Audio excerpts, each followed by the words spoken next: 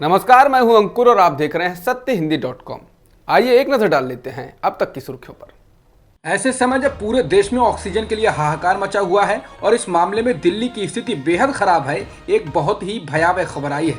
खबर है कि दिल्ली स्थित जयपुर गोल्डन अस्पताल में ऑक्सीजन की कमी से शुक्रवार को 25 कोरोना मरीजों की मौत हो गई। दिल्ली हाईकोर्ट में जयपुर गोल्डन अस्पताल की तरफ से बताया गया कि कल यानी शुक्रवार को ऑक्सीजन की कमी से 25 मरीजों की मौत हो गई है। दिल्ली के अस्पतालों में ऑक्सीजन की कमी का मामला लगातार गर्मा रहा है। अब ऑक्सीजन की कमी को दूर करने की अपील को लेकर महाराजा अग्रसेन अस्पताल ने दिल्ली हाईकोर्ट में याचिका लगाई। वहीं सुनवाई के दौरान हाईकोर्ट ने कहा है ये दूसरी लहर नहीं है बल्कि ये एक सुनामी है और अभी भी नए मामलों में तेजी आ रही है। हम उम्मीद कर रहे हैं कि मई के मध्य में ये पीक पर पहुंच जाएगी। हम इसकी तैयारी कैसे कर रहे हैं? जस्टिस एन वी रमना ने देश के 48वें मुख्य न्यायाधीश के रूप में शपथ ले ली है। राष्ट्रपति रामनाथ कोविंद ने शनिवार को उन्हें पद और गोपनीयता की शपथ दिलाई। रमना ने शुक्रवार को रिटायर हुए जस्टिस एस ए बोबडे की जगह ली है। जस्टिस रमना पदभार ग्रहण करने के पहले ही विवादों में रह चुके हैं।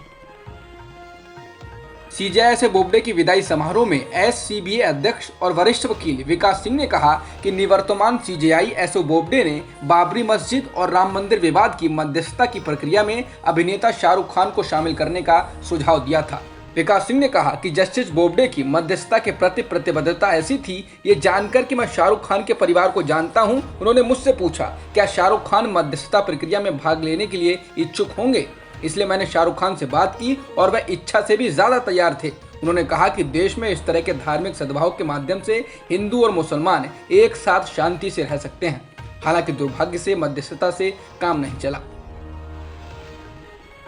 सुप्रीम कोर्ट के मुख्य न्यायाधीश एस ए बोबडे का कार्यकाल शुक्रवार को खत्म हो गया, जिसके बाद वरिष्ठ वकील प्रशांत भूषण ने उनके कार्यकाल को लेकर टिप्पणी की है। सत्य हिंदी से बात करते हुए प्रशांत भूषण ने कहा, जब बोबडे साहब आए तो हमें लगा शायद कुछ उम्मीद हो। जब 18 महीने का उनका कार्यकाल देखा गया तो बहुत ही निराशा हुई। जितने मामले देखे या जिन मामलों की सुनवाई ही इन्होंने नहीं होनी थी या जजों की नियुक्ति का मसला हो जिसमें चीफ जस्टिस की अहम भूमिका होती है, हर चीज में इन्होंने निराश किया। बहुत सारे मामले निपटारे के लिए सुप्रीम कोर्ट में लंबित हैं, जैसे धारा 370 हो या कश्मीर के बंदी प्रत्यक्षीकरण का मामला हो, नागरिकता कानून का मसला हो, उनकी कोई सुनवाई नहीं।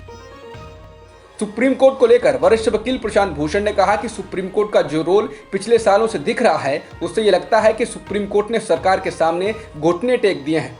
पिछले 5 साल में सुप्रीम कोर्ट का फैसला सरकार के खिलाफ नहीं आ पाया है। कोई भी फैसला लें, बिरला सहारा का लें, जज लोया का लें, राम मंदिर का लें या रफाल का लें, ये फैसले एक के बाद एक सरकार के हक में गए हैं और ऐसे ऐसे फैसले जिनका कोई सिर पैर भी नहीं है। उन्होंने कहा ये तो साफ दिखता है कि पिछले 5 सालों में 4 चीफ जस्टिसों के समय सुप्रीम कोर्ट ने सरकार के सामने घुटने टेक दिए। ये देखने में आया है कि जब कोई हाई कोर्ट अच्छा काम करता है सरकार से स्वतंत्र होकर तो सुप्रीम कोर्ट बीच में आ जाता है सरकार के बचाव में।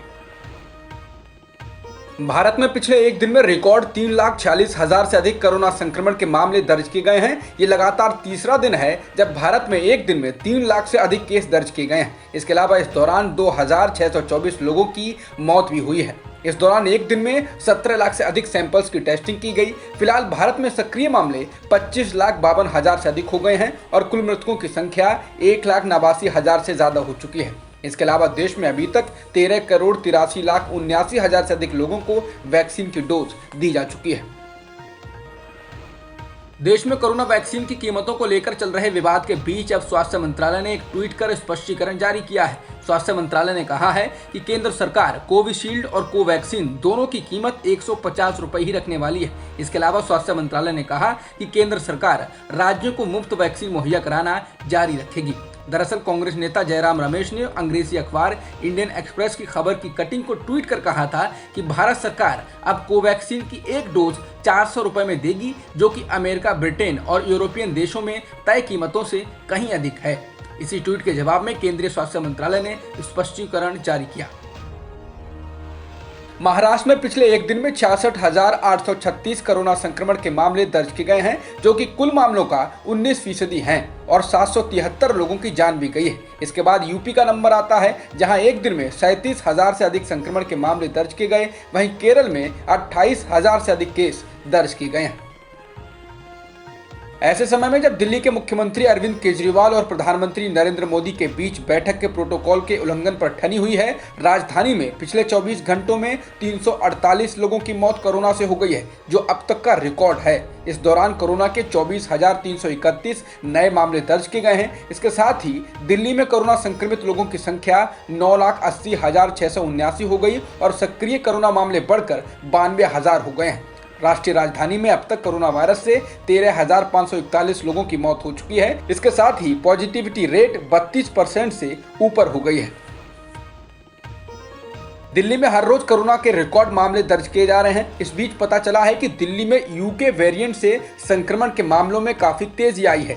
शुक्रवार को हुए एक वेबिनार में national centre of disease control के निदेशक डॉक्टर सुजीत सिंह ने कहा कि दिल्ली में मार्च के दूसरे सप्ताह में यूके वेरिएंट के 28% मामले थे, जो मार्च के अंत तक 50% हो गए हैं। जिसके बाद कहा जा रहा है कि दिल्ली में बिगड़ते हालात के लिए ये नए किस्म का कोरोना भी जिम्मेदार हो सकता है। ये पुराने कोरोना से कई गुना अधिक तेजी से फैलता है।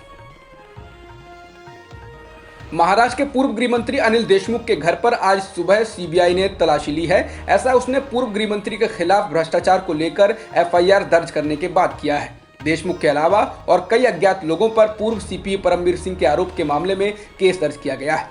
बता दें कि मुंबई के पूर्व पुलिस कमिश्नर परमवीर सिंह ने एक चिट्ठी लिखकर देशमुख पर 100 करोड़ की वसूली करने का आरोप लगाया था, जिसके बाद से अनिल देशमुख को मंत्री पद से इस्तीफा देना पड़ा था। भारत में कोरोना की दूसरी लहर ने सरकार की तैयारियों की पोल खोल दी है। ऑक्सीजन ही नहीं, ऑक्सीजन को ढोने के लिए सिलेंडर्स और टैंकर्स की भी भारी कमी पड़ रही है। इन्हीं सब की पूर्ति के लिए भारत ने दूसरे देशों से ऑपरेशन मैत्री के तहत मदद मांगी है। इंडिया टुडे के मुताबिक गृह मंत्रालय सिंगापुर और यूएई से उच्च क्षमता वाले टैंकरों को भारतीय वायुसेना के विमानों से मंगाने के लिए बात कर रहा है। इसके अलावा बाकी देशों ने भी भारत की मदद करने का आह्वान किया है।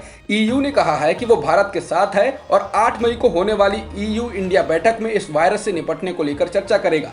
इसके अलावा फ्रांस और ब्रिटेन ने भी कहा है कि वो भारत के साथ खड़े हैं और मदद के लिए तैयार हैं। पाकिस्तान के प्रधानमंत्री इमरान खान ने देश के लोगों को संबोधित करते हुए कहा कि अगर पाकिस्तान के लोग पाबंदियों का पालन नहीं करेंगे और ऐसे ही मामले बढ़ते रहे तो हमारे हालात भी हिंदुस्तान की तरह हो जाएंगे। इमरान ने कहा कि वो नहीं चाहते कि हमारे हालात ऐसे हों और हमको भी भारत की तरह शहरों में लॉकडाउन लागू करने जैसे कदम उठाने पड़े। उत्तराखंड के चमोली में ग्लेशियर फटने से बड़ी तादाद में लोग प्रभावित हुए हैं। 8 लोगों के शव बरामद किए गए हैं। 6 लोगों की स्थिति नाजुक है, जबकि लगभग 400 लोगों को बचा लिया गया है। कुछ दिन पहले ही उत्तराखंड में ग्लेशियर फटने से लगभग 50 लोगों की मौत हो गई थी और हजारों लोग प्रभावित हुए थे। अब तक की खबरों में इतना ही। बाकी खबरों के लिए बने रहिए सत्यहिंदी.com के साथ। सत्य हिंदी का ऐप डाउनलोड करें गूगल प्ले स्टोर पर।